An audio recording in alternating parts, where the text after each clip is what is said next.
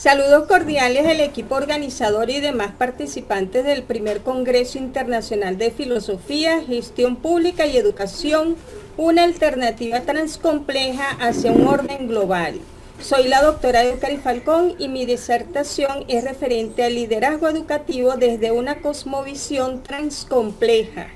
En los inicios del siglo XXI, en un orden donde se suscitan cambios a grandes velocidades, encabezados por la tecnología, además de grandes avances en la ciencia y el conocimiento, las sociedades instan a las instituciones que capaciten a las nuevas generaciones para hacer frente a esta multitud de desafíos. En tal sentido, la educación viene a darse como un proceso que compromete grandes recursos de toda índole, tanto humanos como materiales. Por ello es significativo que el gerente, en la búsqueda de la efectividad y eficiencia, garantice el logro de los objetivos, puesto que es el encargado de velar porque la inversión que se lleve a cabo adelante en la educación de un país alcance los retos, objetivos y metas establecidas. Es por esta razón que se necesitan líderes que lleven a cabo la tarea de mejorar la educación del presente siglo y de impulsar el desarrollo de la nación. De esta manera, las instituciones educativas continuamente se han visto en la necesidad de replantear sus estilos de liderazgo, así como las pericias gerenciales, hacia la adaptación del entorno cambiante que la rodea, como lo establece Senye en el 2010. Asimismo, el gerente, en calidad de líder, está llamado a distribuir el poder, la responsabilidad entre los integrantes de las organizaciones vinculadas con el entorno de las mismas, jugando un papel importante en la toma de decisiones. De aquí que las necesidades de un gerente como líder aumenta de acuerdo a los objetivos y metas que se trace el equipo de trabajo, sean estas más completas y amplias conforme a sus exigencias. Desde este contexto, los líderes que integran una organización son aquellas favorecidas por medio de la complejidad y el caos, ya que el mundo donde se desenvuelven ostentan ideas y conocimientos diferentes. Estas entidades han sido analizadas, estructuradas como sistemas que tienen la capacidad de ajustarse a los ámbitos o contextos complejos y, en el caso que nos ocupa, al liderazgo con los cambios que igualmente nos afectan. A este tenor, Morin en el 2001 puntualiza que el nuevo modo de existencia en donde el cambio es inminente se pasa de una concepción homogénea a una heterogénea del mundo, de la sensación de seguridad a la incertidumbre, de la unidad a la diversidad, de la disciplina del pensamiento simplista al pensamiento complejo.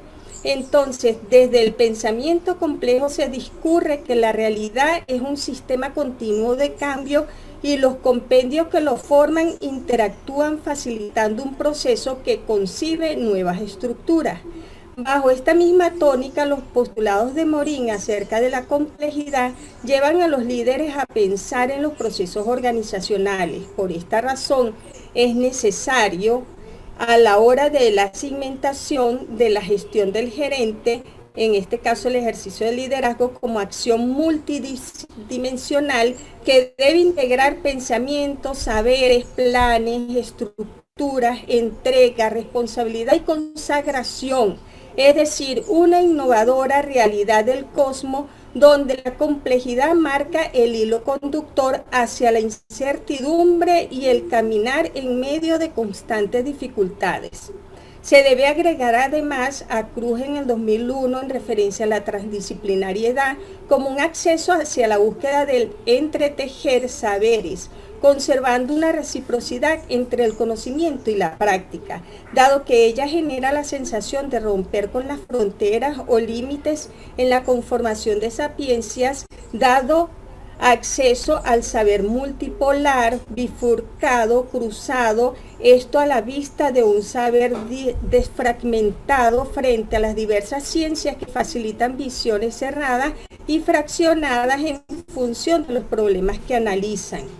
Es así entonces como las prácticas de liderazgo reflejan cambios paradigmáticos movidos por una transformación social y un modo distinto de abordar las situaciones, en el cual a través del tiempo facilita el proceso de atesorar, acumular y complementar las situaciones o eventos, ajustándose con estos a nuevos ámbitos transcomplejos, siendo esta última expresión la que permite amalgamar planteamientos del paradigma de la complejidad y de su sistema de estudio, que no es más que la transdisciplinariedad. Desde este contexto, Balza en el 2010 señala que la transcomplejidad parte de una fundamentación filosófica emergente y de bases epistemológicas en la elaboración que le facilitan al investigador construir cosmovisiones respecto al mundo en su conjunto, con diversas interpretaciones acerca del aporte de las múltiples disciplinas del conocimiento. Por lo tanto, es oportuno derribar los arcaicos entramados de conocimientos y saberes, liberándose de visiones enfocadas en lo simple y la disciplina, logrando la integración de lo que está disperso y desunido, siempre aventurando en el buen concepto de la expresión por la confluencia de lo coincidente y lo no coincidente, de lo que se aproxime o avisore en el horizonte de análisis. En cuanto a las consideraciones finales, se debe destacar que las instituciones educativas insertadas en la cosmovisión, al cumplir con sus funciones tanto académicas como administrativas, deben repensarlas y replantearlas a la luz de los nuevos paradigmas. Lo expuesto amerita abordar el liderazgo con pertinencia social, con una visión de sociedad en construcción para resolver sus múltiples problemas. Es así que puede aseverarse que la tarea del líder es esencial para que se concrete el éxito de las instituciones educativas. Considero que repensar en la educación hacia un cambio amplio y profundo demanda de un gerente preparado para dar respuestas satisfactorias a las precisas del liderazgo, que se apropie de herramientas y competencias a fin de facilitar la toma de decisiones tanto administrativas, académicas, como de índole general, tomando en consideración la cooperación y el entendimiento entre el Estado y demás actores involucrados en el contexto educativo. El desafío que proyecta actualmente las instituciones educativas está en concebir un liderazgo conforme a las necesidades del futuro, como una organización humana. Este liderazgo que demanda la sociedad debe tener respuestas a un entorno altamente pretendiente en las políticas del Estado. Por ello, el rol del gerente para el cambio debe potenciar el compromiso con la institución, crear espacios democráticos en la toma de decisiones y aprovechar las ventajas del trabajo en equipo, estableciendo un ambiente laboral saludable, estable y tranquilo. Por lo tanto, políticas en lo educativo que constituyan compendios fundamentales, en especial el rol que simboliza un directivo. A poner en práctica este impactará de forma positiva en el desarrollo de la gestión de los distintos procesos que estructuran lo educacional mediante prácticas cónsonas con lo exigido, y con esto estimulando un nivel alto perfil en la calidad de la enseñanza y consiguiendo con esto solidificar la educación del país. Bueno, para finalizar, mil gracias por su atención. Y tenemos por acá una frase: el líder es la persona que embellece y estimula intelectualmente a sus seguidores a través del respeto, empatía y dedicación al servicio de su entorno. Muchas gracias por su atención.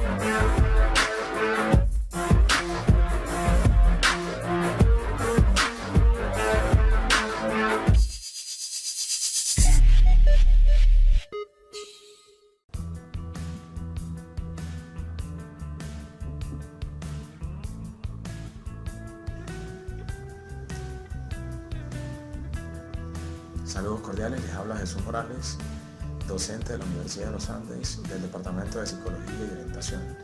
En esta oportunidad quiero compartir con ustedes una ponencia titulada El desarrollo humano y la educación desde una mirada integradora que nos permita la formulación de políticas públicas. En esta ponencia abordaré en líneas generales la importancia de la participación del Estado, pero además la participación del ciudadano en la construcción de alternativas que le permitan intervenir su propia realidad y generar condiciones de bienestar y de calidad de vida. Espero la disfruten. Desarrollo humano y la educación, una mirada integradora para la formulación de políticas públicas. Al referirnos al desarrollo humano como cometido de la educación, se hace imprescindible aludir a la participación del Estado en su responsabilidad de garantizar la calidad de vida y el bienestar integral de sus ciudadanos. Cuando hablamos de desarrollo humano, hablamos justamente de la necesidad de potenciar las libertades individuales y colectivas a través de las cuales dimensionar y dignificar la realización personal. Para Sabino en el 2004, referirnos al desarrollo humano implica, entre otras cosas, la libertad para comerciar y producir como requerimientos para que emerjan economías sólidas y diversificadas. Además, se requiere de seguridad jurídica y la estabilidad para satisfacer las necesidades propias. Sin embargo, existen otras posturas un poco más interesantes relacionadas con el desarrollo humano y la educación, que justamente hablan de la transformación multidimensional del ser humano, entendiendo que el ser humano como una supracomplejidad requiere justamente de acciones o de intervenciones estratégicas que diseñadas a través de políticas públicas le permitan al individuo no solo la satisfacción de sus necesidades inmediatas, sino la realización personal y la consolidación de su propio proyecto de vida. Cuando hablamos de desarrollo humano, nos referimos justamente a la responsabilidad que tiene el Estado a través de las políticas públicas de garantizar la calidad de vida, pero además el crecimiento multifacético que consiste justamente en la potenciación de los factores morales, éticos y culturales, en función de los cuales maximizar otras dimensiones de la vida social como son el desarrollo económico, el espíritu libre y creativo y la disposición para emprender alternativas de vida que potencien la existencia humana y que además incrementen su eficacia productiva y eleven su capacidad de acción en lo atinente al emprendimiento y a la creación como expresiones justamente del ingenio humano. Ahora bien, nos conseguimos posiciones, digamos, mucho más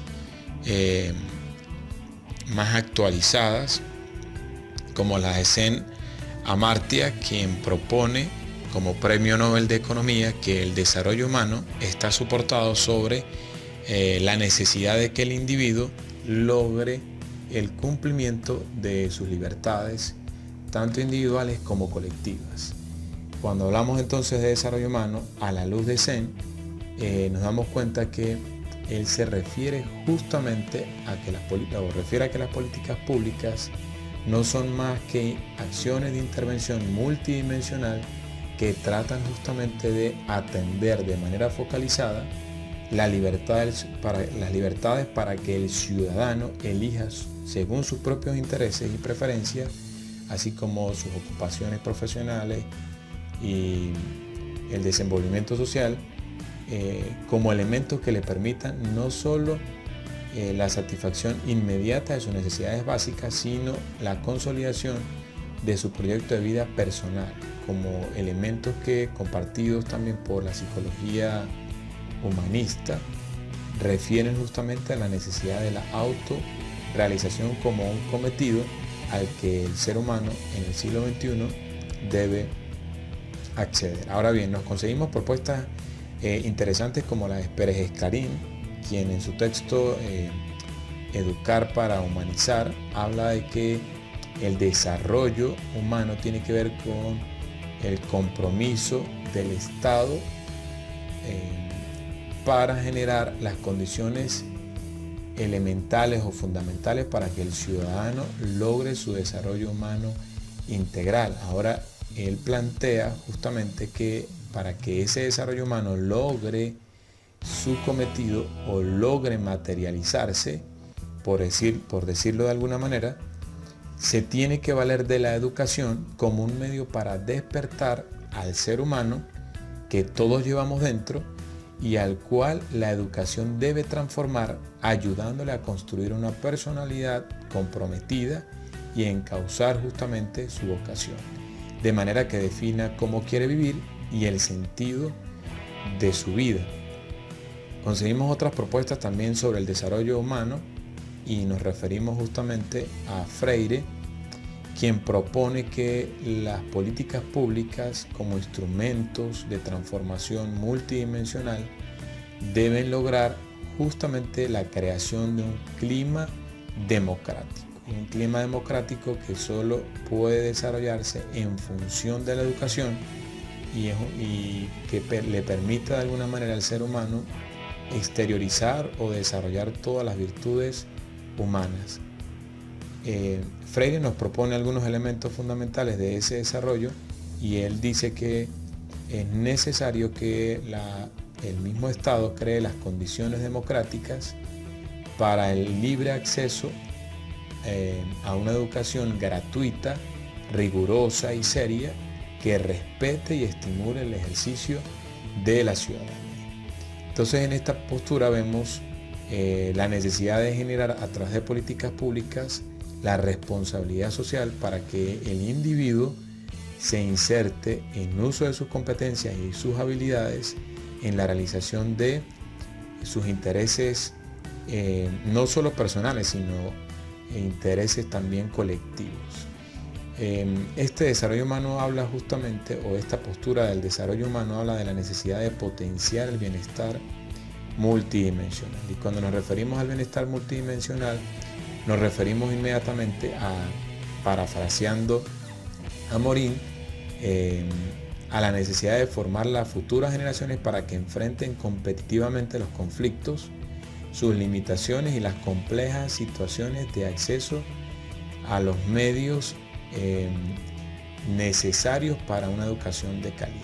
Esto significa pues insertar al individuo para que desarrolle en un escenario en el que logre desarrollarse social y laboralmente, pero que además alcance niveles óptimos de autonomía y de realización personal.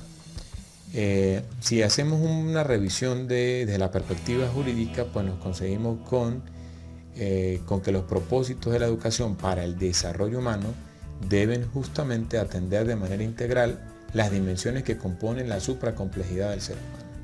Entre ellos precisamos la libre asociación, la libertad para la escogencia de sus preferencias vocacionales y la libertad de pensamiento y de trabajo. Ahora bien, es importante precisar, según Martínez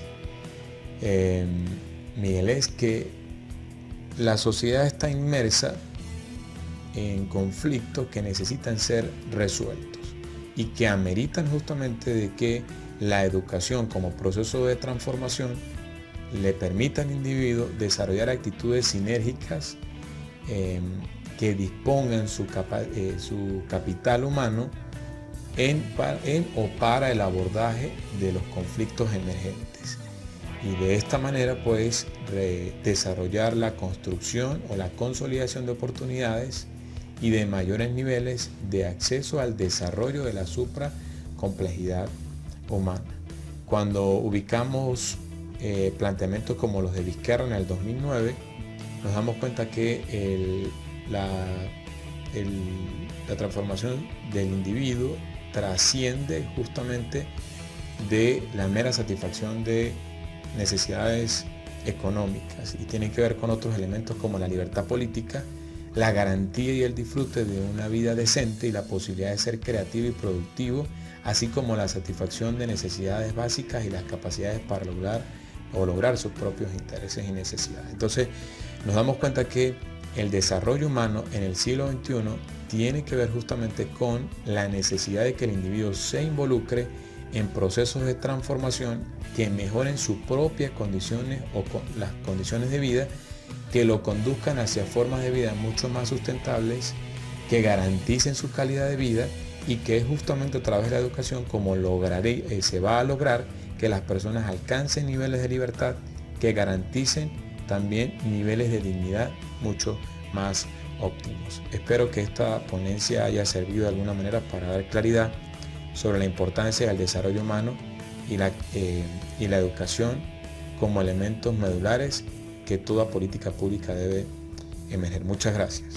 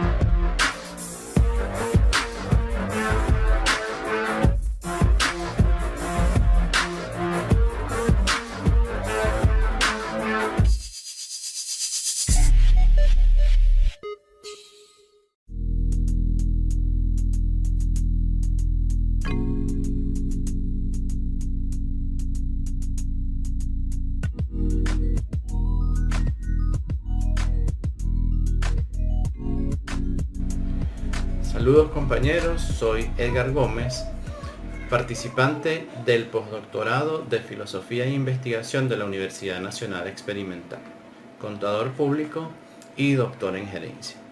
A través de esta presentación compartiré con ustedes un producto de investigación el cual titulé Epistemología del conocimiento contable, una apología al ejercicio profesional.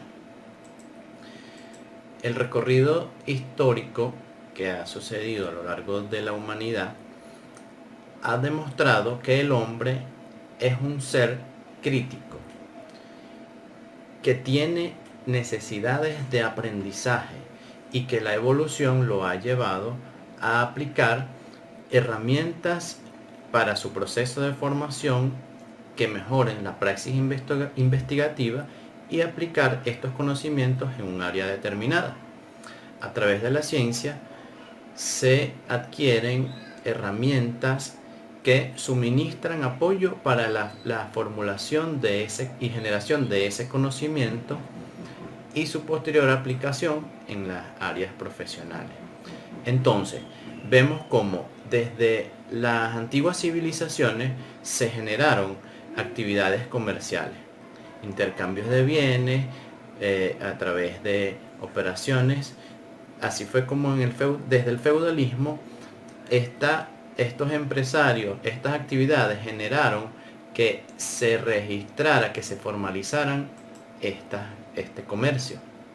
Entonces, como en el siglo XV, el fray Luca Pacioli generó el primer texto impreso titulado Tratado de las Cuentas y de las Escrituras, el cual fue utilizado y aplicado en universidades y en centros de educación en materia de contabilidad. Allí se dieron los primeros pasos a lo que es la disciplina contable, las partidas de las cuentas y el estudio de la ecuación patrimonial. Vinculamos entonces desde esta perspectiva cómo se generaron aportes de corrientes y pensamientos filosóficos. La orientación mecanicista de Newton, por ejemplo, puesto que muchas de las transacciones y de las actividades de comercio que se dan en una empresa tienen esa esencia mecanicista. La relatividad de Einstein, porque el dinamismo que se genera en ese día a día en las empresas, esas actividades de comercio, compras, ventas, inversiones, representan dinámicas de trabajo que hay que traducirlas y llevarlas a un lenguaje contable.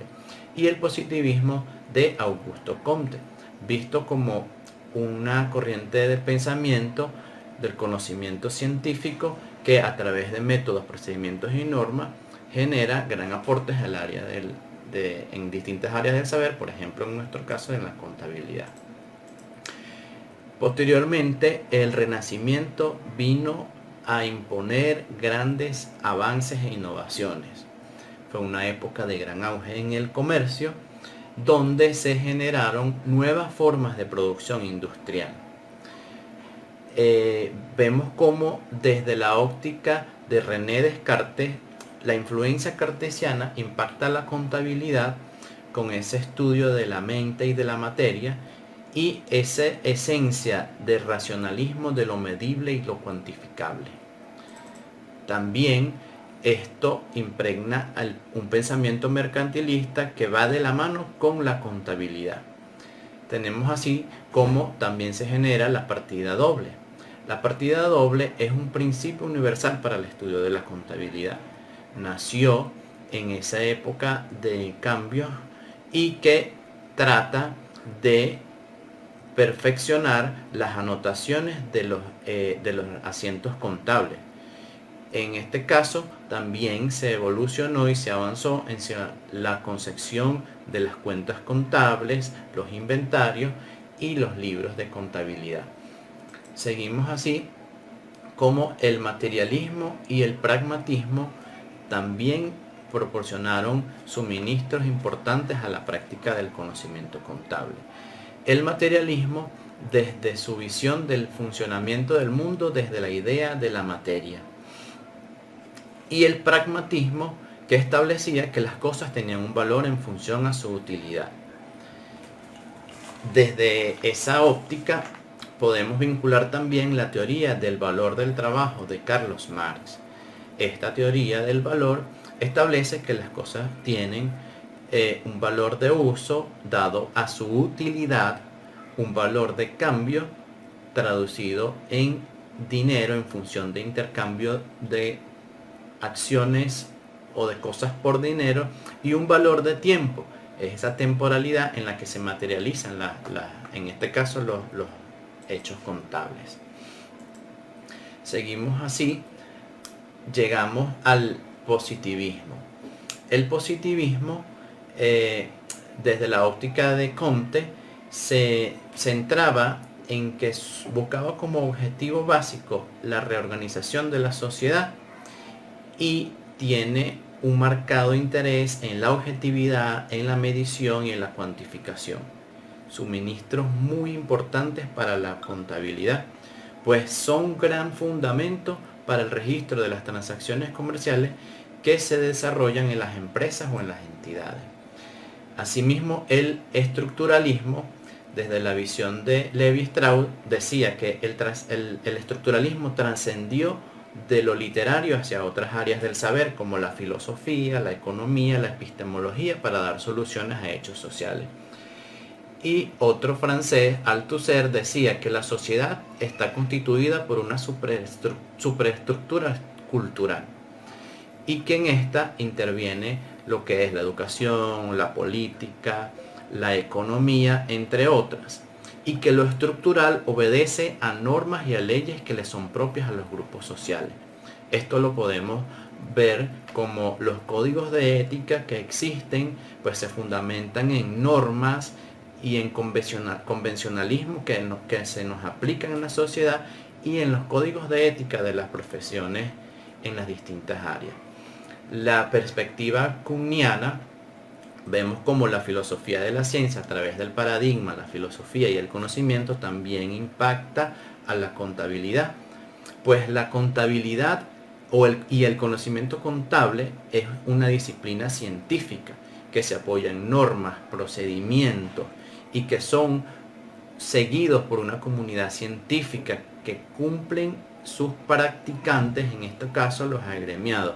Vemos, por ejemplo, como la Federación de Colegios de Contadores Públicos nos guían nuestro ejercicio profesional a través de los análisis que se hacen de las normas internacionales de información financiera y la adaptación que cada país y nación le hace, en nuestro caso las BENIF, que son las normas venezolanas de información financiera. En este sentido, a modo de cierre, nos queda una reflexión acerca del devenir del ejercicio profesional. La práctica de un contador, el ejercicio profesional, nos lleva a que seamos unos profesionales, como en muchas áreas, que debemos ir actualizándonos, a la par con la tecnología. Porque la dinámica contable, ejemplo en materia tributaria, es muy cambiante. Y eso nos lleva a adaptar todos esos cambios y actualizar nuestro ejercicio profesional para no quedar relegados y para que no se quede nuestro conocimiento rezagado.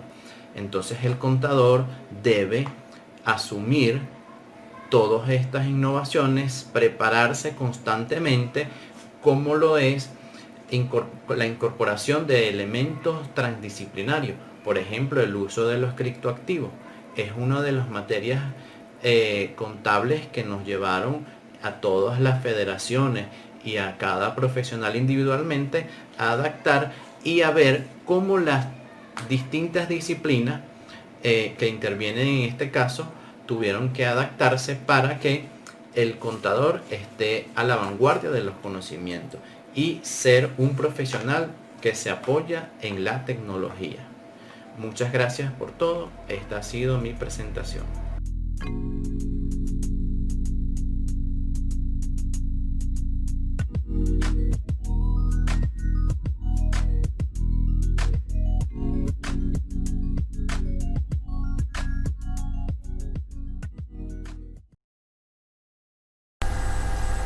Hola, reciban un gran saludo de mi parte. Les habla la doctora Ludy Josefina Sánchez Almao, participante del postdoctorado en Políticas Públicas y Educación por la Universidad Nacional Experimental del Yaracuy. Para mí, de verdad, es un gran honor poder participar en el primer Congreso Internacional de Filosofía, Gestión Pública y Educación con mi estudio titulado Ontología del liderazgo ambiental creativo, nuevos desafíos para las políticas públicas en Venezuela. Les invito a disfrutar de mi disertación. El liderazgo ambiental nos invita una vez más a reinventar las estrategias. Esto quiere decir construirlas, deconstruirlas y a reconstruir lo que ya tenemos para mejorar. También a aplicar nuevas herramientas, tomar en cuenta diversas perspectivas, afianzar los aprendizajes adquiridos desde el entorno, desde nuestra realidad. ¿Para qué? Para promover la creatividad en conjunto. Nada lo podemos hacer, o mejor dicho, nada lo debemos hacer en solitario. ¿Por qué? Porque tenemos que hacer algo distinto y provechoso para la humanidad, así como innovar desde nuevas miradas y formas. Ustedes se preguntarán por qué una investigadora venezolana como yo se ha propuesto en hacer algo con relación al ambiente en nuestro país. Tomé como ejemplo estos dos autores, Muñoz y Palacios, que en el año 2018 ellos han tenido una vasta experiencia ambientalista en nuestro país vecino, que es Colombia. Ellos aseveran que el liderazgo ambiental ha sido una estrategia nacional. ¿Por qué? Porque les ha permitido potenciar y fortalecer la gobernanza socioambiental en las comunidades que se caracterizan por tener un conocimiento ambiental, social y organizacional. ¿Ustedes creen que nosotros aquí en Venezuela no pudiéramos lograr esa misma mirada, esa misma forma que ellos han tenido, por supuesto, en Colombia? Se los voy a demostrar que sí lo podemos hacer. El liderazgo ambiental requiere también de creatividad. ¿A dónde podemos fomentarla? Por supuesto, en las empresas, en las comunidades, en las escuelas u otro tipo de organización. Como el liderazgo ambiental se desarrolla en las comunidades, es necesario que esos cambios que se vayan a dar deben tener el consentimiento y aprobación de la Asamblea de Ciudadanos y de las fuerzas vivas, tal como lo expresa Csikszentmihalyi, citado en Obra 2 Barba en el año 2007. ¿Qué nos dice este autor? simplemente que la creatividad es un tipo de actividad mental, es una intuición que tiene lugar dentro de las mentes de algunas personas y un campo no puede ser modificado sin el consentimiento explícito o implícito del ámbito responsable de él. Por supuesto, esto quiere decir que los cambios que se han llevado a cabo a nivel ambiental en el país, o sea, en Venezuela, ha sido por decisiones donde a las comunidades no se les ha tomado en cuenta. Para nadie es un secreto que la lucha ha sido muy dura. ¿Por qué? Porque cuando se extermina la flora y la fauna en esas grandes extensiones de terreno, con el objetivo de levantar industrias, conjuntos residenciales, conjuntos recreativos y demás edificaciones que no guardan similitud con lo ecológico ni su preservación de ambiente natural, se le está haciendo mucho daño al entorno. Entonces es aquí donde el liderazgo ambiental debe colocar un corazón entero en el cuidado de nuestro hábitat, que motive a los demás, que piensen hacer algo distinto con el fin de mejorar este aspecto, de mejorar la salubridad, que sea algo equitativo, algo estético, algo natural. Y en este momento tan crucial que vive Venezuela con la falta de alimentos, experimentalmente podemos nosotros centrarnos en la horticultura, pero sí y solo sí debemos cuidar los espacios y el consumo del agua potable.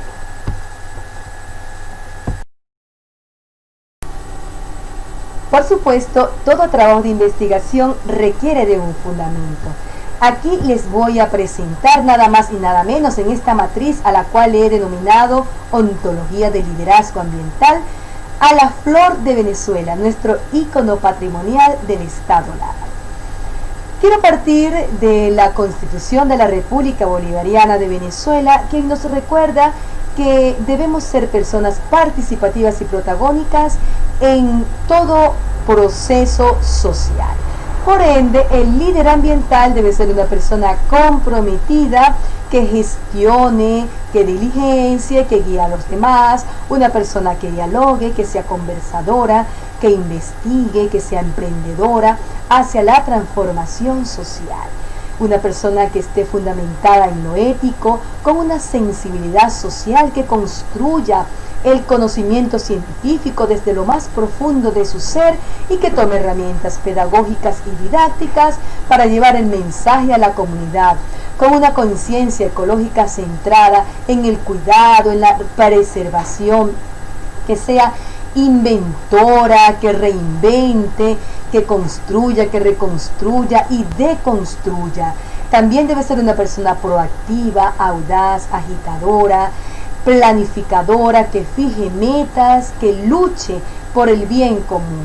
Por supuesto, debe ser todo con una organización de las ideas y algo muy importante, debe tener una formación ambiental y ecológica acorde a los nuevos tiempos.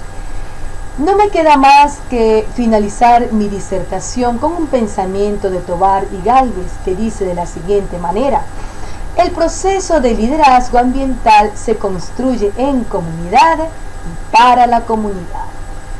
Todo esto me ha llevado a la reflexión de que no estamos solos, de que nada debemos hacerlo en solitario, sino buscar ayuda, hacerlo de manera mancomunada para que esa transformación se dé lo mejor posible y con la mayor cabalidad para lograr lo mejor para nuestra sociedad. Agradezco esta invitación para este primer congreso realmente que ha sido muy fructífero. Al comité organizador, muchas gracias y será hasta pronto. Hablo para ustedes la doctora Luis Josefina Sánchez Almao, participante del postdoctorado en Políticas Públicas y Educación de la Universidad Nacional Experimental del Yaracuy en Venezuela. Muchas gracias.